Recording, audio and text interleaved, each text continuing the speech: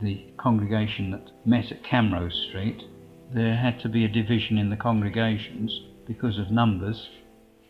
There was well over 100 in the congregation.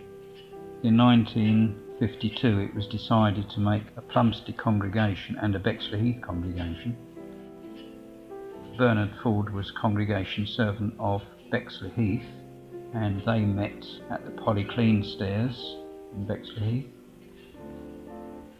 We continued to meet at the Plumstead Kingdom Hall even though we lived at Welling, and I became the congregation servant of that congregation. Because there was no elder arrangement then, the congregation servant had a lot more responsibility in preparing meetings, in organising things, than they do now. Responsibility for organising everything within the congregation. Public talks, meetings.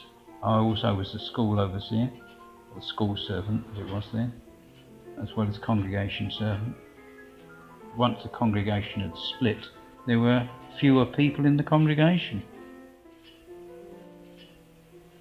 Plumstead, funnily enough, became quite a young congregation as far as its members were concerned.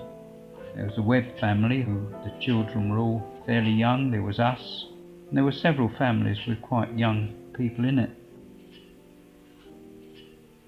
Judicial staff was the same as it is now. The service committee, congregation servant, congregation assistant, and Bible study servant.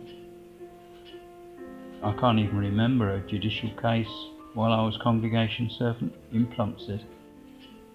Certainly there weren't the problems in the congregation then that there are now. Over the years, because of the way in which people behave, a lot of people that come into the truth are drug users and many other things, different standard of living altogether as far as behaviour is concerned.